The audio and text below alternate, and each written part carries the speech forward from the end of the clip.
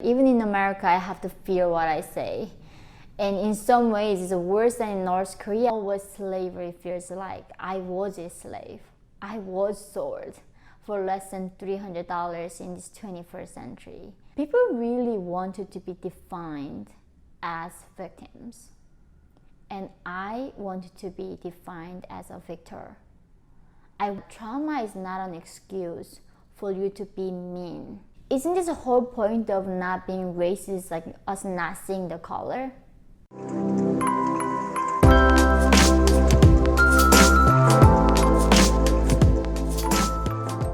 Hi everyone, welcome to my channel. Today in this video, I am going to talk about victimhood.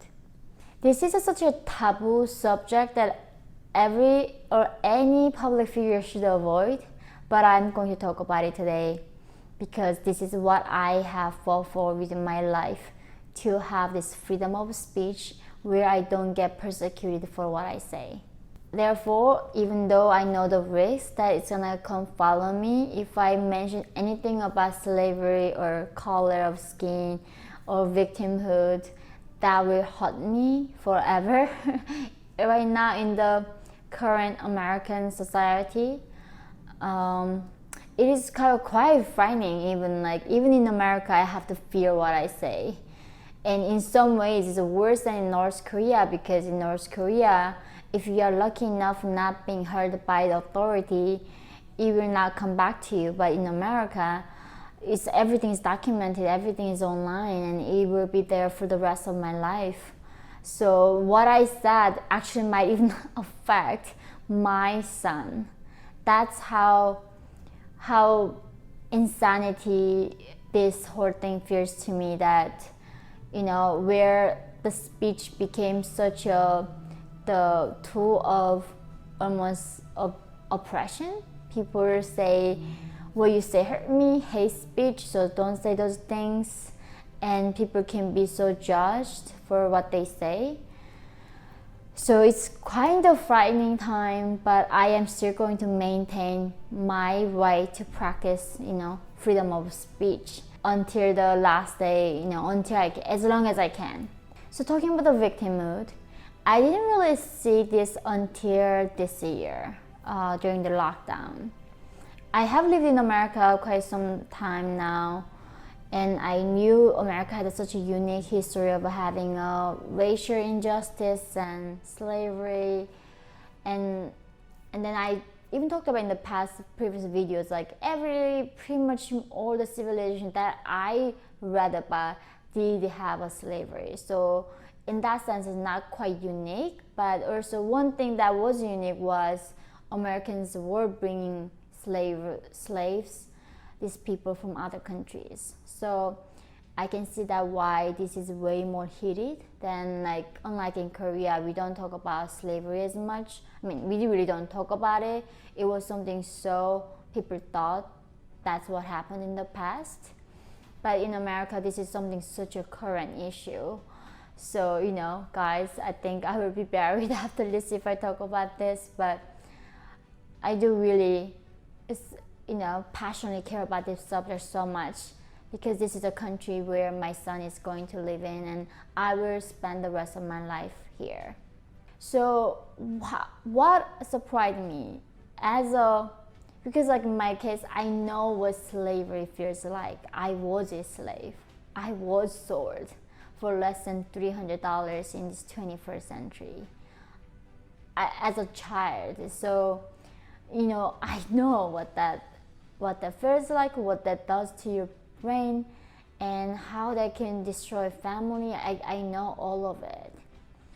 And the only unique thing about the current American situation with how they are dealing with slavery is that people really wanted to be defined as victims, and I wanted to be defined as a victor.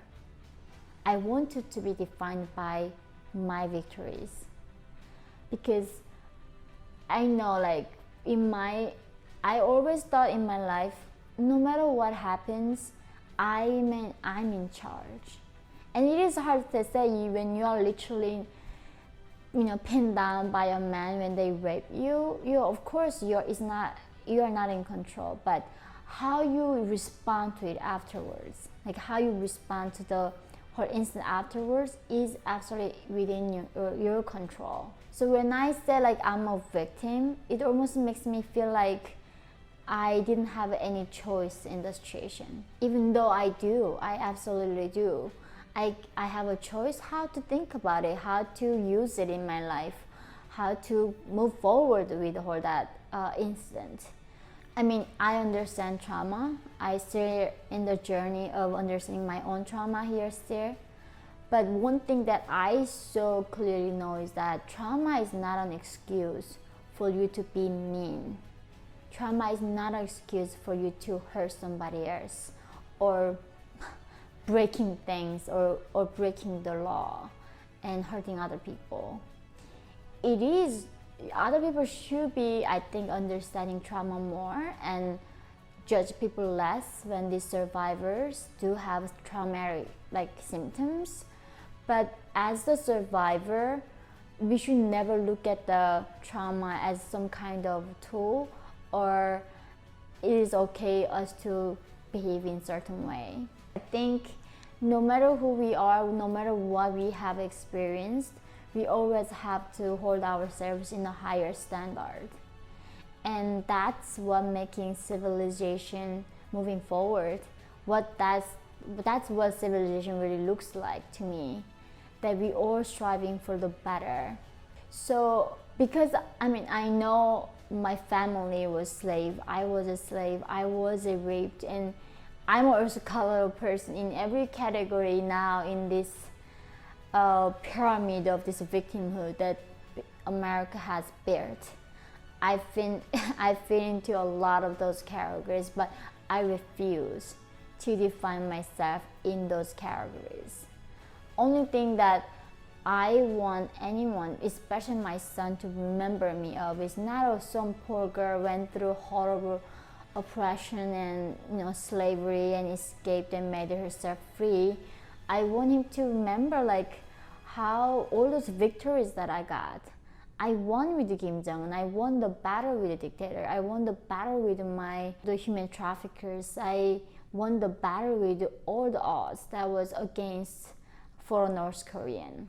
And that's why here in America, everybody's talking about the victimhood that a certain race fares. Is like, why would you even use that term to describe those people? And almost, this is not a healthy way to even, move forward.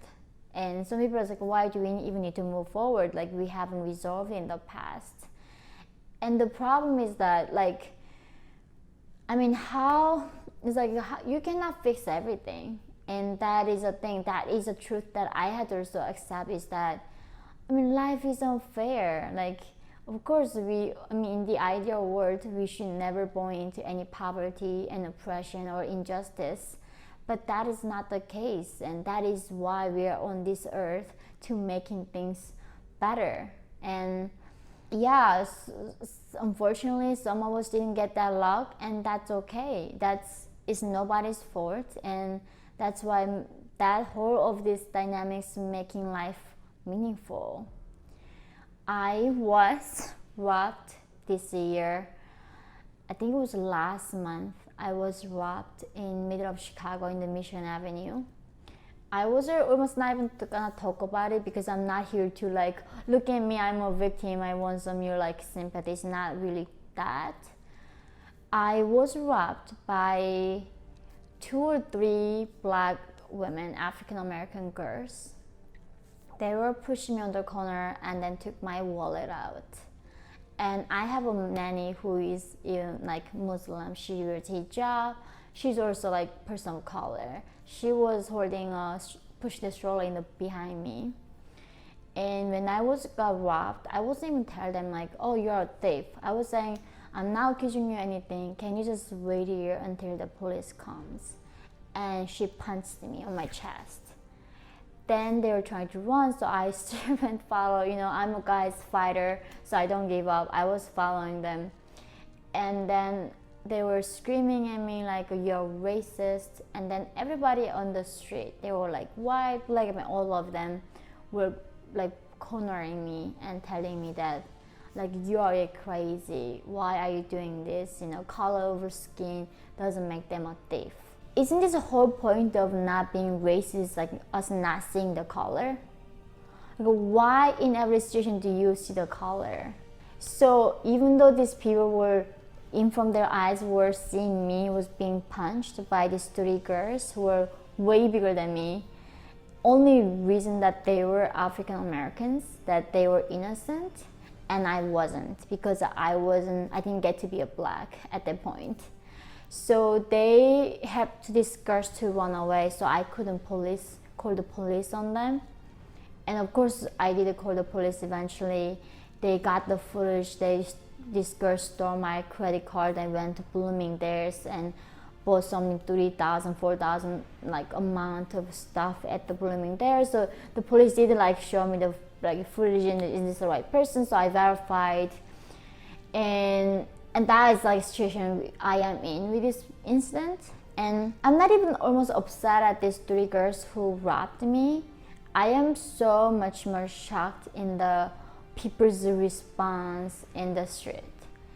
Isn't this some common sense in the past, like where a weak person being hit by somebody wasn't like a norm for us to help the person who is weak, not the other way around? But now, because I don't get to be a black, even though I was the one who was being robbed and being beaten by these girls, I didn't get any defense, and people were, screaming at me that I was a bad person, I was a racist. And in my mind, they were who was the racist, because they were seeing the color. I mean, what an irony. This is like truly the word that people want to build when there's no racism, but all you see is a color. It is so alarming. After that incident, I got so like traumatized in a way that, and I know that I'm never ever going to let the trauma define me. So I have overcome it much better now, and I'm not bitter about it. I'm also, grateful that I went through it and I learned something new there. And also, what I learned is like I should never ever fight back with the robbery, because these people are actually really violent. I didn't expect them to be, punching me in the middle of Michigan Avenue where like tons of people walking by. And I still had no idea all these tons of people walking by was going to screaming at me and telling me I'm a racist. I never, in my wildest dream, that was going to be America that I was coming to. But, I do not give up. I love America more than anything. This is the country, I literally in this land, when I stand in this land, in this soil, I feel that the spirit of justice, that our ancestors that fought for individual liberty and all that is human dignity that I have ever dreamed of. And I feel that spirit in this land. That's why I can never give up on America. So many people died for freedom that we're having today, and we can never give up on them. So I do think it is so sad that how people want to be defined by victimhood again in this country, and what an ironic situation that we are in. So I think the way how we can fix these problems is really always beginning with talking about the problems, and without fearing you're going to be persecuted for that. So I really hope that this was a step for us to bring in all this like I don't even know how to say this thing. I don't want to call it even insanity or this delusion, whatever this is we are in right now. I really hope we come to some sense at some point and be really not racist and not seeing the color, because that's the world that I want to live in. I do not want to be defined by anything that I went through. I just want to be defined by who I am at this point and what I'm trying to do in this world. And I really hope that my son is going to get to live in a world where there is no more color that matters. Anyway, thank you guys. I was mumbling because it was really nerve-wracking to talk about even this sensitive subject in this age of day. But I am happy to answer any questions you have about what I experienced in Chicago, and how I process these things. And I look forward to seeing you guys next time. Bye bye.